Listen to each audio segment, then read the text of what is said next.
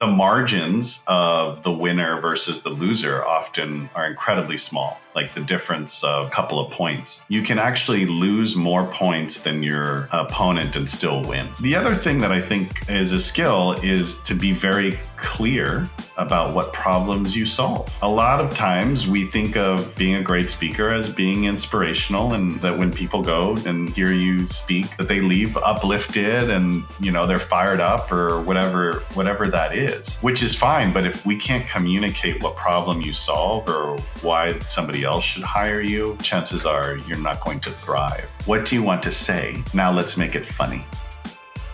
Hey there, I'm Sagar Soni. If you are a chronic overthinker, a wannabe productivity expert, and is having a hard time understanding how to squeeze productivity out of every waking minute, but also learn how to take a chill pill, then you are in the right place. Let's learn from successful people, YouTubers, book authors, podcasters, and every other stranger that I can get my hands on. Well, figuratively, let's learn how they balance their life. Welcome to Beyond the Speech. Cesar, thank you very much for joining me on my podcast, Beyond the Speech. I'm so glad to be here, man. This is exciting. Awesome. So in my research, tell me if I'm missing anything here. El Paso born, joined theater, became a comedian, been in a few movies, been on Comedy Central, and decided to get a degree in creative writing. And now you help people get on TEDx stages and prepare keynote speeches. That's exactly right. There? Yeah, you've done great research. Awesome. Okay. So my first question is, why comedy? What got you there? What drew you to that? Yeah, well, for me, it was just kind of like how I connected with my dad growing up. He always had like a little joke to tell, and it was, I don't know, he pulled me aside and it was probably an inappropriate joke. And he's like, I got one for you, So I think there was just something about that relationship that, inspired me to want to be funny and to see humor as a tool for connection. But I think he also recognized, both my parents, that I was just an extremely extroverted kid, and they would send me to like theater camp, and I was in like commercials growing up, and they were like, you need to go be on stage somewhere away from us. And so, yeah, that's how I kind of started. And as soon as I could go to an open mic at a real comedy club, I did when I turned 18. That was one of the first things I did was jump on that stage, and it started all there.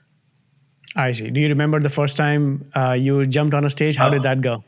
Oh, well, at the time I thought I was brilliant, but of course, I laughed at everything I said.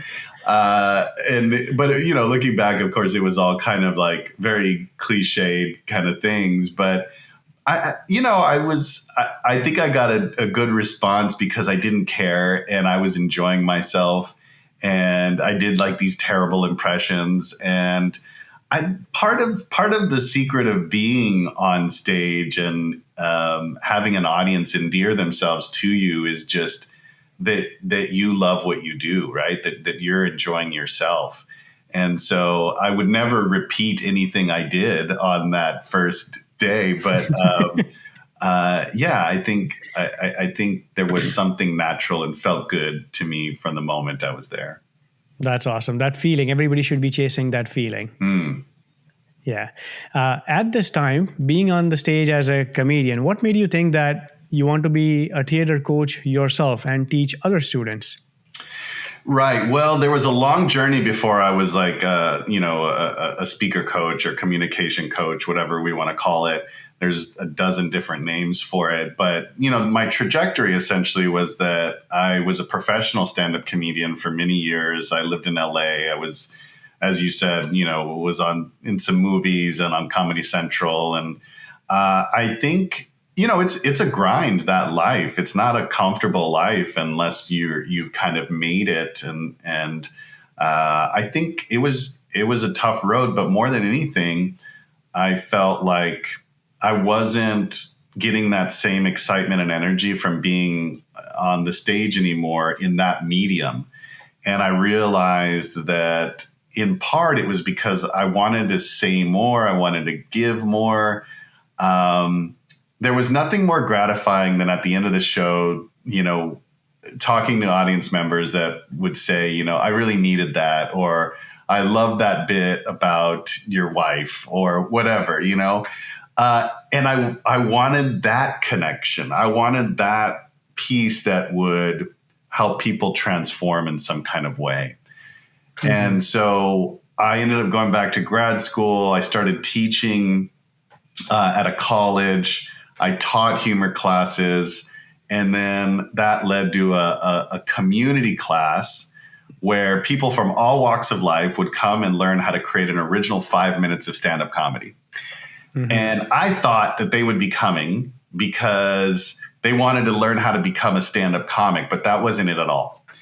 They had something to say, and they chose the medium of stand-up to, say it in. And for me, that led to my first message as a speaker and being on the TEDx stage. And then from there, people started asking me, can you help me with my speeches? Can you help me get on my own TEDx stage, et cetera? And that's how my business was born. Hey, quick pause. If you're enjoying this episode and getting value out of these conversations, I have a small favor to ask from you. If you're listening to this on Apple Podcasts or Spotify or anywhere else, I would greatly appreciate if you leave a 5-star review. It's going to help more people discover this show. And if you're watching this on YouTube, subscribe to my channel and drop a comment with your thoughts. I would love to hear your take as well. So let's keep these conversations going. All right, back to the episode. So the original idea was to teach comedy to other students, but then they saw that it's not just comedy. That was just a way of getting on the stage. And that was the start of you thinking that, maybe there's something there. I can teach other people how to speak, how to communicate. That's right. I was just exploring myself, because I didn't know what the path was going to be, but I knew that I needed to do something more. And so I went back to education, which I think is about self-discovery. And often in teaching, we find out more about ourselves than we're giving, right? And so that's exactly right. This is a perfect example, right? That don't over-prepare before you start. Just start, because you never know what's ahead of you, because the path will just reveal itself. You just need to take that first step and things might just come across you. That's right. Get curious. If you don't know what the next step is, do the next thing that makes you excited. Do something that is creative again, that is just helping you grow. And then you'll start learning, and the path will open itself up, I think. So after this, what was your very first speaking gig or first opportunity? How did that go? Was it I don't know where I heard this, but was it, I think you accidentally got signed up for a keynote. Was that it? Yeah. So the first kind of speaking I did at the college I was working at, right? And I started testing out some things, and we had a conference, like an annual fall conference, and you could submit proposals to talk about something that, was emerging either in your field as a professor or administrator or whatever. And I decided to share a lesson that I taught my students in the humor class that I taught in the theater department. And I gave them a lesson on how to create some kind of joke structure. And something emerged from it that was completely unexpected. The kinds of jokes and material that they were creating was something that I was like, oh, wow, I didn't think it would go there. And that was my first real kind of keynote experience where I said, oh, this is something bigger. This can be something that I could teach others. And so from there, I started looking at other places to speak. I ended up getting a speaking agent, and it was mostly for colleges and universities, because that was kind of my expertise. And that's what I recommend, is you start where your network is, because then you can build and grow from there. Yeah, that absolutely makes sense. Do you think your comedy background gave you an advantage when you began speaking, or do you think that you had to bring in a shift in your approach, and you realize that no, this is a completely different ball of game. You need to unlearn a few habits that you currently hold. That's a great question. Both are true. You're exactly right. So I think, for sure, it gives me an advantage in the sense that the stage is very familiar to me, and my stage presence was very strong from the beginning, right? And so in a lot of ways, I could get away with things that maybe other speakers couldn't or wouldn't try, or just because I knew that I could hold an audience. What I had to unlearn was that in stand-up, you are very tied to one response, and you need it like this, right? And there needs to be a beat and a rhythm, and we all know that we're there to laugh, and that if we don't get a laugh, that something went wrong. Well, in speaking, that's not the expectation, not just from the standpoint that we know we're not going to laugh every 30 seconds or less, right? But that people are expecting to go deeper, to engage, to be taken on a ride, more of a roller coaster, and that it's actually in the pauses, in the moments of stillness where people are feeling something, and that you're bringing them into a possible state of transformation. So I had to get comfortable with pauses and silence, and more of kind of the roller coaster and the building an arc, and using humor as a tool to offset certain things, but not as a performance. Oh, that is a good differentiation that you don't really see unless you have seen both sides of the coin there. So thanks for sharing that. You bet. From speaking yourself to becoming a speaking coach, you did the same thing, that you were a comedian first and then you became a teacher. Was it because you maxed out on that journey and then you decided that I'm curious about this side of it, let's do that? Or was it a calling that you want to be a teacher, you want to teach others what you have learned? I would say that I'm probably a coach and teacher at heart, truly.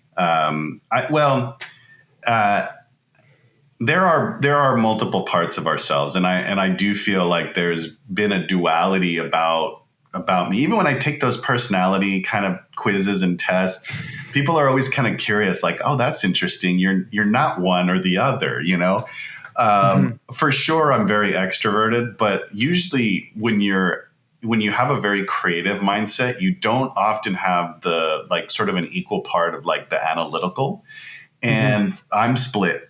And so there's this very analytical, structured, I love routine and structure. And then the creative side of me is also very, very present. So all that being said, I guess I feel like they are both parts of me, and it's been hard to find something where I can explore and do both of those things, and that they're welcomed. And there aren't a lot of things in life where that's true. People want to put you in one box, one or the other.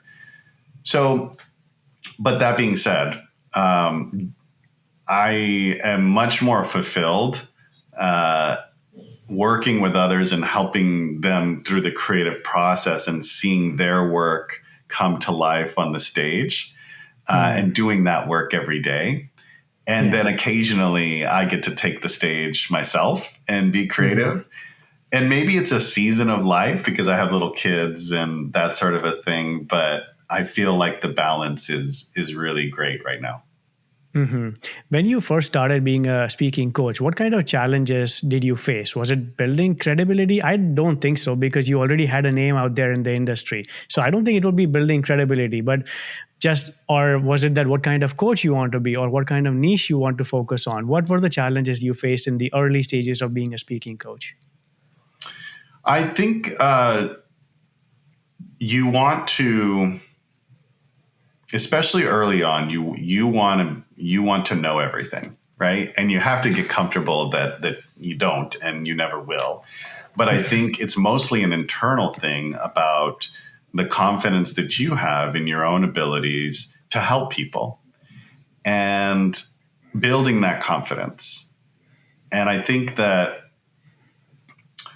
early on, when you're sort of putting yourself out there and you're saying like, I can help you through this, you also have to work through that internal thing that says, but you haven't been doing this very long. Can you really help? Right.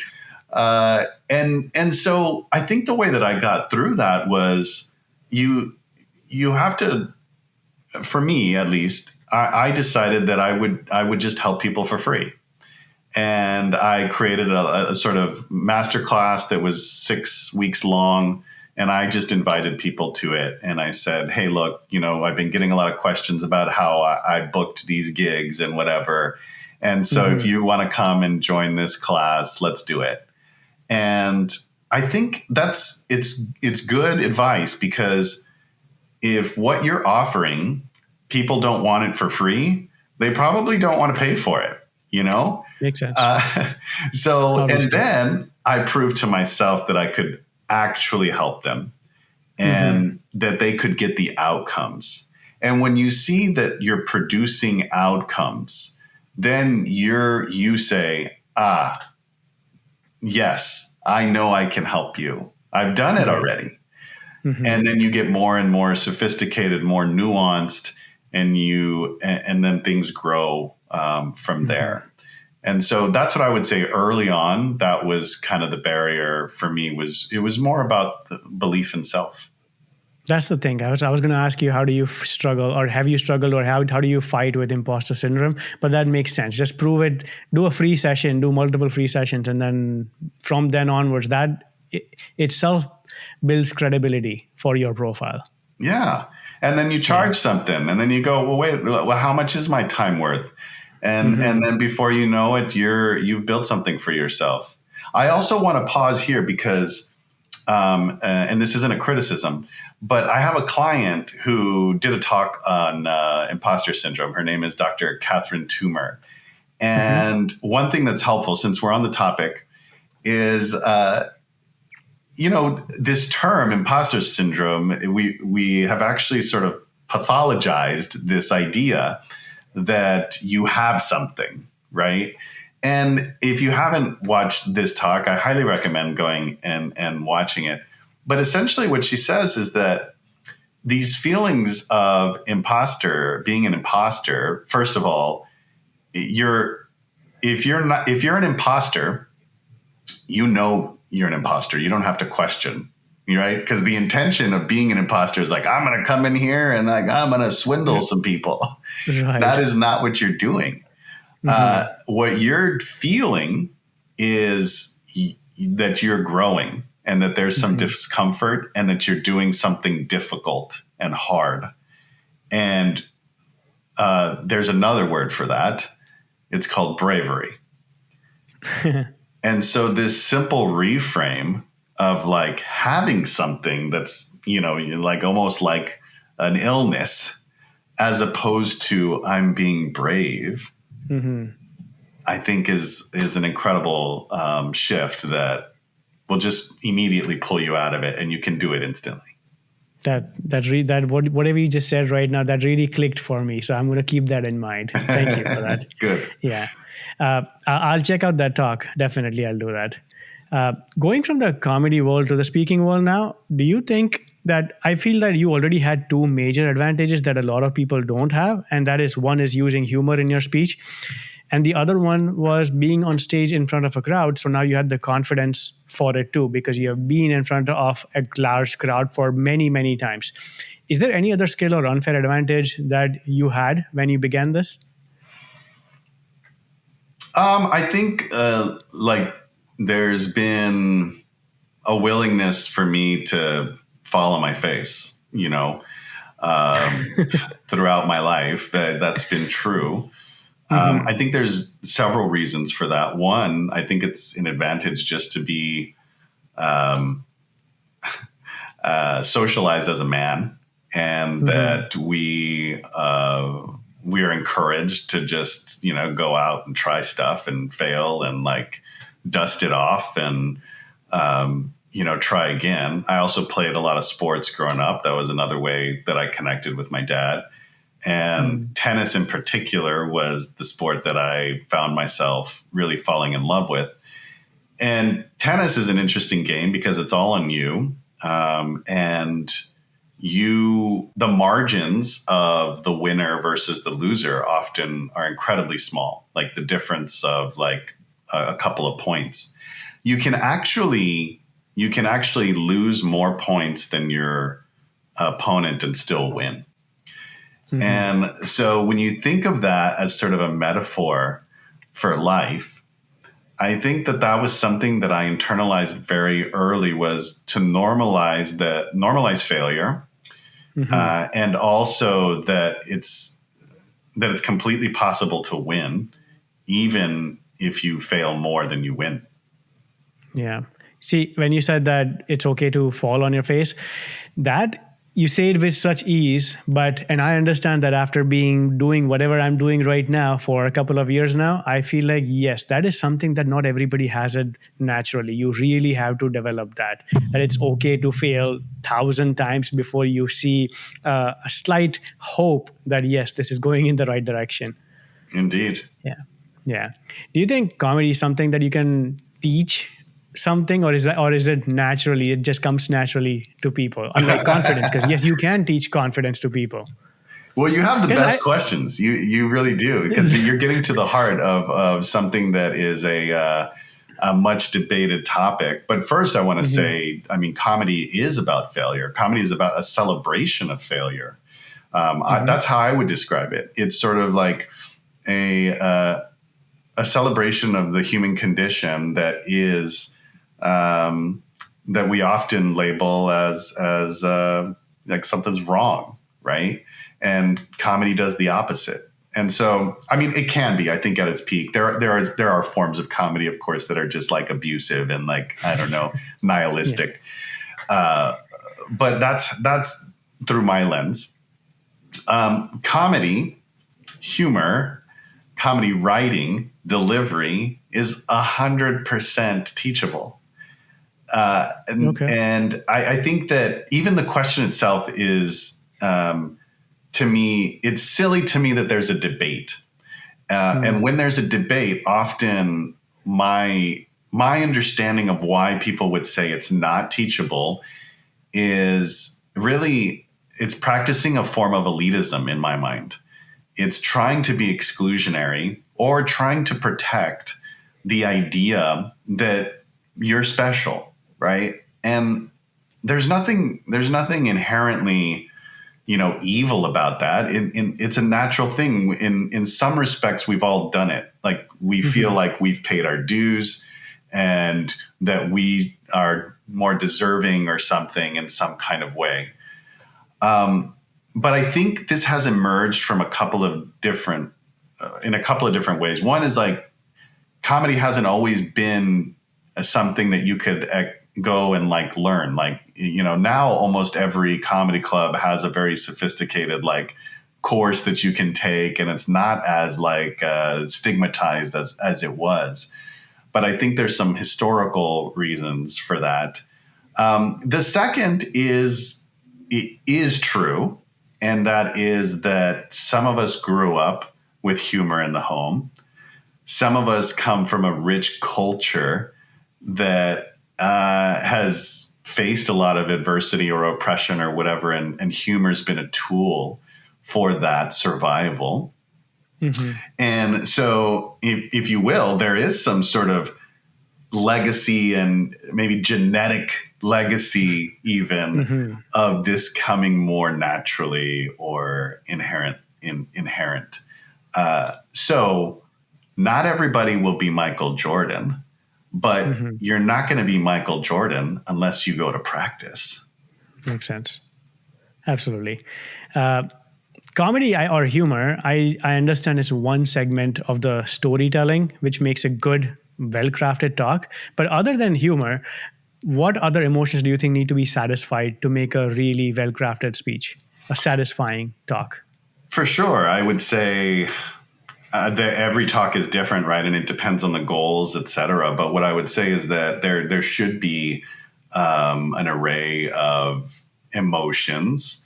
I think that I'm going to quote a mentor of mine, Josh Shipp, who started Youth Speaker University, and he says, the essence of like all speaking is basically make them laugh, make them cry, give them hope. Right. And then he says, but a TED Talk is make them laugh, make them cry, make them think. And I think there's something very true about that really when you go to the essence of any delivery or performance, when you look at theater, you have those masks of like, crying and laughing and joy, and they are different, but they are related. And in some ways they need each other. Right. So I do think, whether you're trying to invoke the tears or simply the feeling of inspiration, right? Of having hope, there is an offset too of that humor that's needed. And so that's what I would say. I would say laughter, the emotional, where I think, it could be that people are coming to tears, or it could be a feeling, a sense of, hope. And lastly, that you are making them experience some kind of transformation and think about things differently. Hey, quick break. If you're enjoying these conversations, you're going to want to check out my Substack newsletter. I plan on sharing bite-sized insights on productivity, slowing down, and really enjoying the work that you do. No fluff, just real talk, different actionable tips that I learn, books that I read, other podcasts that I listen to, or newsletters that I read. Basically, anything that pops in my head that doesn't necessarily make it to the show. So if you're interested, use the link in my show notes and sign up for my newsletter. Let's keep these conversations going. All right? Okay, back to the episode. I see. That takes me to the next point, that in your book, The Great Speech, you talk about the 7 ingredients of a speech. Do you satisfy all of them in every TED Talk or TEDx talk that you help people write? Yes. It has to be all of them? What I would say is that people don't know that they're using them. And they're basically in any form of communication. There are some exceptions, I would say, where, for example, the OMG moment, which is what we call, the final story that you tell, the unforgettable, revelation, and unexpected. Yeah, it's it's a gift. In the way that we use it is the final gift that you're giving. It's the realization of what you've been saying in the form of story. But it doesn't have to be a story. Like, it could be a repeated element in the talk. It could be, it could be, it could be a reveal. Like, and I brought this thing and here it is, Right. So there are different ways to do it. But what I would say is, yes, when we create a talk, it has all of those elements to it. Not always in the same order or structure. There are exceptions to that. But the goal for that blueprint was really to say, if you're more at the beginner level or beginner intermediate, here's something that will help you create a talk in 3 hours. Yeah. In 3 hours? In 3 hours. we need to talk offline after this, because I'm currently getting into the world of this, and I've started applying to different TEDx stages around me. So we really need to take this conversation offline. You bet. Happy to. Yeah, I see. You mentioned that when you were teaching other students comedy, I think one of the points that you made sure that you created a constraint was that every storytelling experience that those students would bring, they have to be true stories. Yes. Why was that? Yes. Right. Does that make it a better comedy? So that, not necessarily, but the reason I did that, and so I did that because I think I wanted to, let me back up.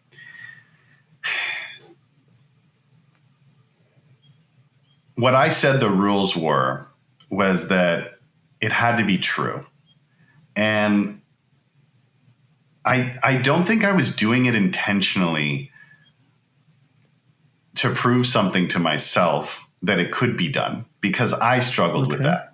So when in stand-up, I feel like, to me, the laugh was more important than what I wanted to say. Mm-hmm. And I never quite figured out how to make that shift to what I was saying was more important than the laugh. And so I think I did that in the course because I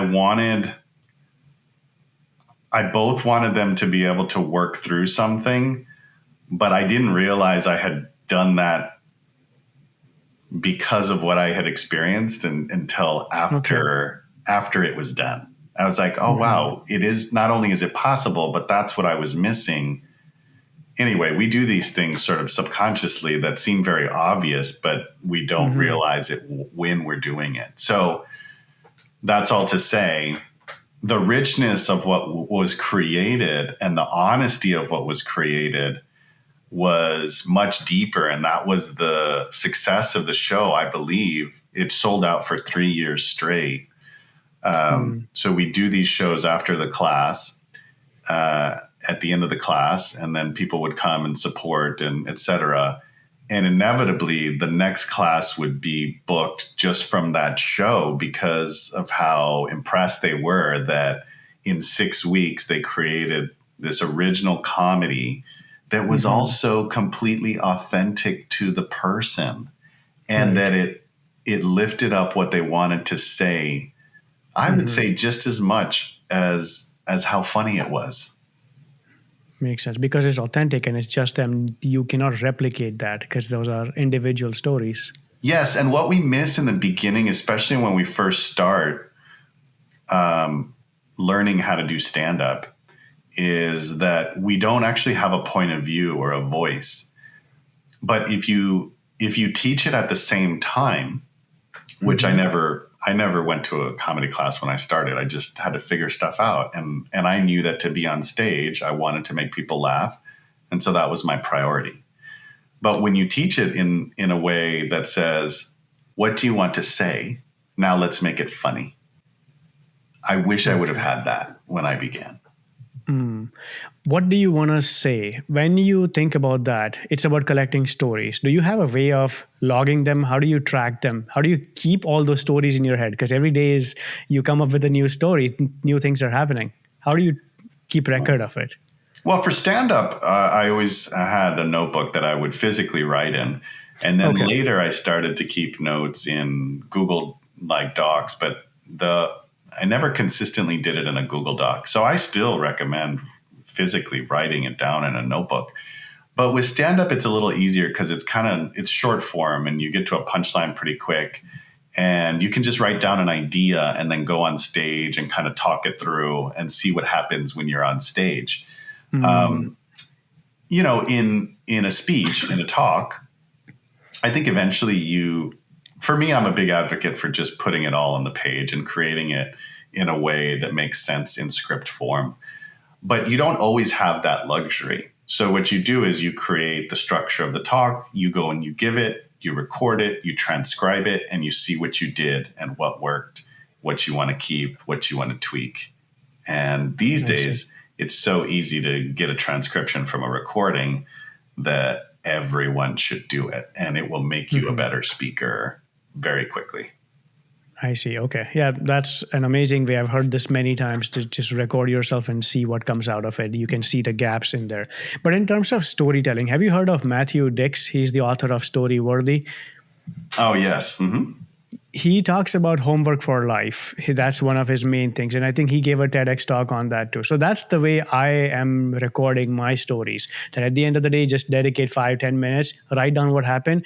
And depending on what stage you are getting on, pick one of those stories and then try to expand on it. And it could go many ways, because the same story might take 3 different directions depending on the stage you are getting on. But the way to record it is just dedicate 5-10 minutes every single day and keeping it consistent with that.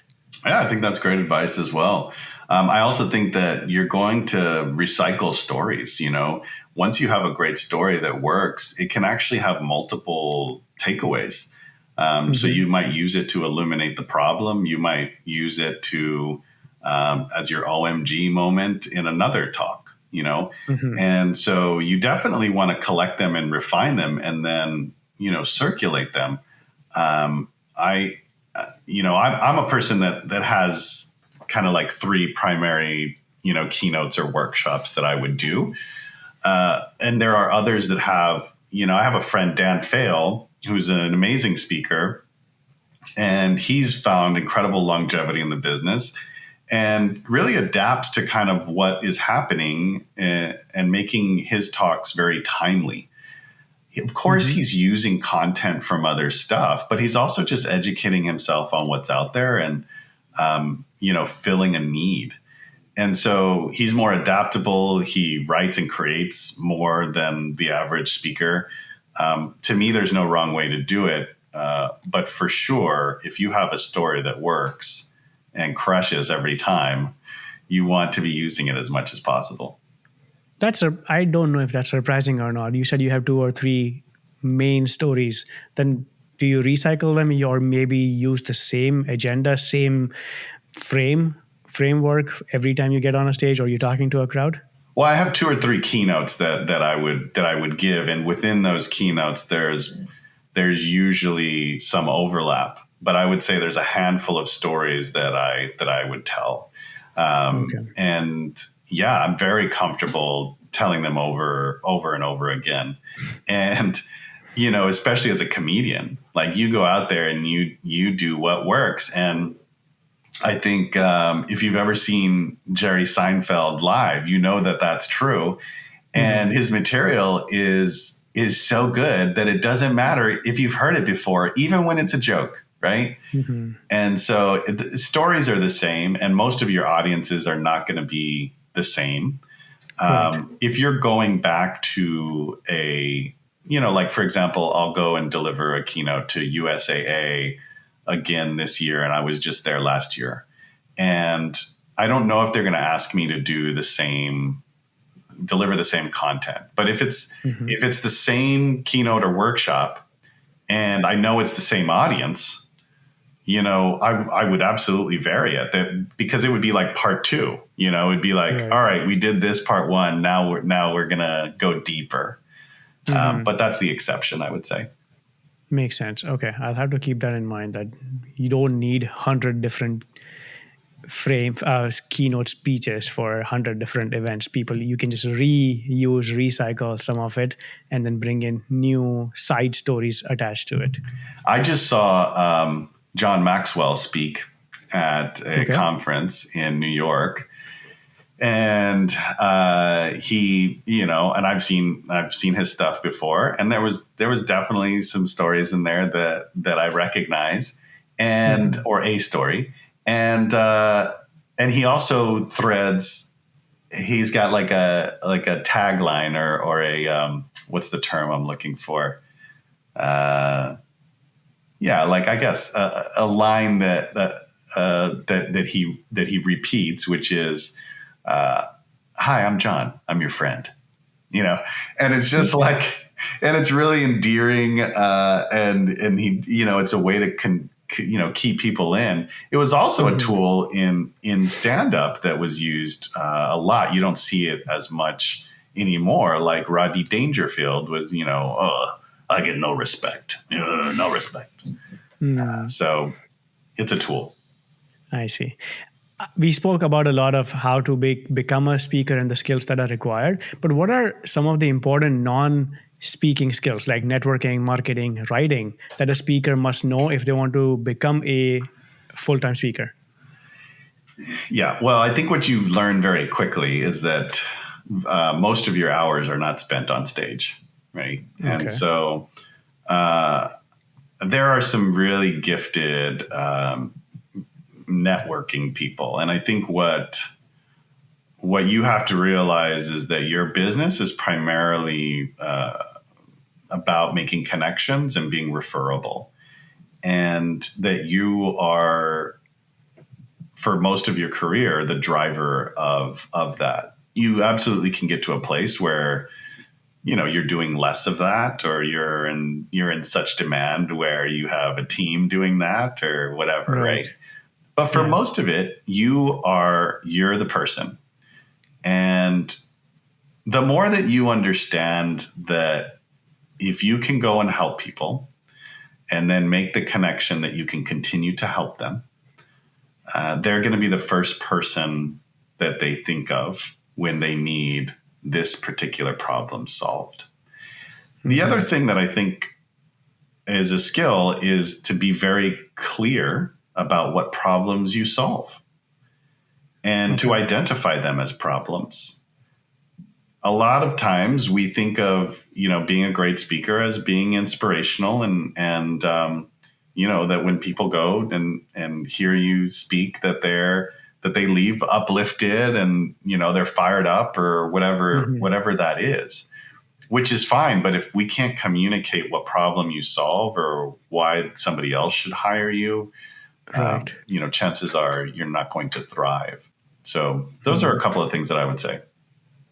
I see. Do you think you can sustain a full-time career just as a speaker, just going back-to-back keynotes and presentations? Or do you think you need to allow time dedicated to workshops or seminars or retreats or virtual talks? Yeah. I can only speak for kind of what I've seen and what I've experienced. And there are many different levels to this, right? I mean, if you're famous and all of a sudden you want to go and speak, like you can do that, right? And you could make money just doing that. And like, I'm going to go speak for 20 minutes at this college or this corporate thing, and great. But if you're, what I would say is that what I'm recognizing is that the shorter form is becoming more popular. And there's more speaking gigs that are around 20 to 30 minutes, or even just like less than an hour. A lot of times people are finding that 45-minute to an hour slot feels a little long, or like they're kind of drudging through it. Especially to me, the keynote that's 45 minutes to an hour that doesn't include engagement or that we're doing the work as well and we're digging deeper, it's too long. There's now, my feeling is that there's an expectation of that this will be, entertaining in some kind of way, that it will be fun in some kind of way. And so, again, there are exceptions to every industry and et cetera, but trending, that to me seems more and more likely. Yeah, I was just thinking 45 minutes of listening to someone talk, doesn't matter how good the talk is. It is boring. Yeah, it's a lecture at that point. It's a lecture. Even if you're really engaging, I think it's tough. It's tough. I see. Yeah, I'm just thinking that if you want to keep it that long, then it needs to be interactive. There needs to be workshops. There needs to be communication with the crowd. So that makes sense. I know we can't talk about day-to-day routine for someone like you in your career. So let's make it 1 quarter or 1 year. What is your year looking like right now? How many speaking engagements, remote or in person, or how many coaching sessions or these ghostwriting speeches for clients? What does your current season look like? Oh, well, Monday to Friday, I have coaching calls pretty much back to back all afternoon. I book them in the afternoon because that's when I feel like I'm at my sharpest. And then I have, sales calls in between them or before them. I try to do as few of those as I can. And this is where the sort of, if you build a funnel and you're able to kind of work people through where you're only having, sales calls that are really for people that are ready, then you can kind of narrow down the amount of time that you spend on those. And for me, because I have a very small team, I basically have 2 or 3 other people that help me in the business, and they aren't full time. I still do all of those calls, and they can be draining, even if you're an extreme extrovert like me, right? But yeah, I'm booked out 2 to 3 weeks in advance usually, and on coaching calls pretty much all afternoon, Monday through Friday. I have help with script writing. I still do some of that on my own. A lot of that is done, in the mornings or sometimes on the weekends if we have, a need for that. And then I speak once or twice a month. I rarely travel. I have a dollar amount that has to be met before I'll get on a plane because Of course. not just because, it's got to cover expenses and all those things, but also because it has to be worth my time away from family. And, but however, I think it's good to do it and to still stay sharp and to still, let my community know that I'm out there doing the work that we're creating for them as well, or helping them create. So that's about what it is. I don't know. And then occasionally I'll do like a webinar. I'll go speak virtually to whether it's a group of speakers that are preparing for their TEDx event, or different organizations will have me come in to do kind of virtual stuff as well. Okay. But yeah, I stay busy, man. That is a busy day. That's a busy week. Yeah. How long have you been a coach for now? Full time, it's been about 5 years. Yeah. 5 years. Okay. So after almost a decade or more than a decade of being in the comedy world, transitioning to public speaking, and now a speaking coach for 5 years, do you think you want to move on to something else new, or do you want to see how far you can go ahead in this industry? Are you still or is this still keeping you excited right now? I'm very excited still. I still really, just love what we create and love meeting people that have, their expertise is then shared. And I really, truly feel like it's the best of both worlds, where I get to learn something new, but then also they get to borrow, my creative self. And then we get to piece it together in a structure that makes sense and creates transformation for others. So to me, all the buckets are filled. I will say that as an entrepreneur, you grow and you learn and you figure out what works for you as a business and, what doesn't. And I think at least for the time being, I feel like I've been very disciplined to not try and, grow for the sake of growing. Meaning like I've intentionally not taken on more, help for, to take on more clients that would be, I guess, how do I say, like a team that would then do what I do also with my co-writer. So essentially I built a business that still relies as me being the primary coach and person, and that could change. But for now, I feel good about its current state. I see. One last question before we wrap this up. What does success look like for you right now? Do you want to empty any of these buckets and fill it with something else?